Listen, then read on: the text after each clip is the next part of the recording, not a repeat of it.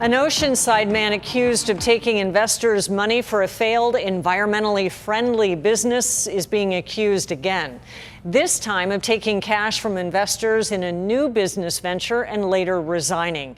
It's a story Team 10 has been following for more than a year. Investigator Melissa Masiha shows us how one neighbor said Ron Fleming convinced him to hand over thousands of dollars to his wellness company.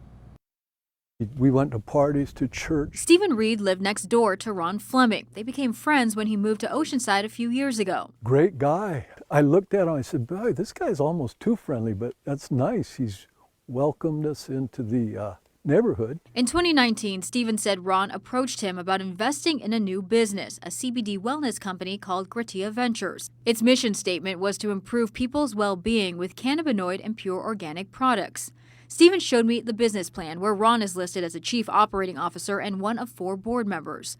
Stephen said Ron asked him for money. And I said, you know, Ron, I don't really have the money. I wasn't going to invest. But he said Ron convinced him. He talked me into 20 grand. The check actually written for $21,000, February 2020, part of it from Stephen's savings and inheritance money.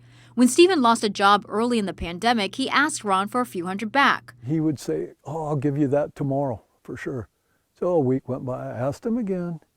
He said, man, the lawyers are so slow, I'm going to fire them and this and that. And I said, well, pandemic. So finally it got to the point he was ignoring me. Stephen told me he never got that money. He said when Ron's former friend Mark Baker contacted him a few months later, Stephen got a bigger look into Ron's past. He asked me, do you know Ron Fleming? I said, yeah, he's my neighbor. He says, have you ever invested with him? He and Mark had something in common. They both invested with Ron's businesses. I interviewed Mark last year. He put in more than $200,000 in a company called Pacific Teak. Ron listed as the company's founder and chairman. Mark and these other people invested in teak trees in Costa Rica, which were supposed to help the rainforest. In turn, people like Mark were supposed to see a return on investment when the trees matured. Mark said he hasn't received anything. I've had to make a plan B for my retirement. Stephen fears, like Mark, his money is gone. According to Stephen's contract, he was supposed to see principal and interest paid back a year after he put money in, February 11, 2021. What's going under my mind is I was gullible. I spoke to another Gratia Ventures investor recruited by Ron. He didn't want to go on camera for privacy concerns, but he said he used to be good friends with Ron.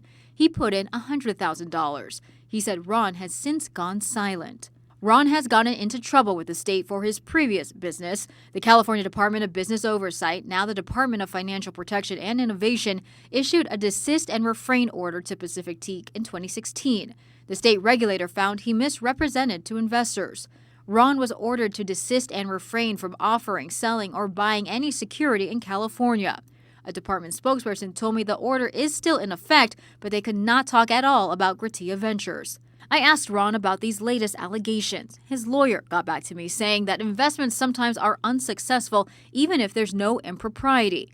His attorney said his client did nothing wrong. He added that investments overlapped with the COVID disaster, which destroyed hundreds of thousands of investments across the world. The attorney also said there were 2 other officers in this company. I spoke to one business partner who said he tried to speak to Ron about the company's finances. Instead, this email shows Ron said he was leaving his position as chief operating officer due to personal reasons. An email to Gratia Ventures investors a few days later said he was forced to resign. Ron wrote he did everything his business partners asked and there were no complaints. Stephen and the business partner, who didn't want to be identified for privacy concerns, said they've been interviewed by the Department of Financial Protection and Innovation. A spokesperson said they couldn't comment on any investigation. I should have vetted him, investigated. The business partner filed a complaint with the district attorney's office. A spokesperson confirmed it is under review. Stephen also filed a report with Oceanside PD for elder abuse. Police confirmed that is also under investigation. When things are so good to be true, they probably aren't. Melissa Masiha, Team 10.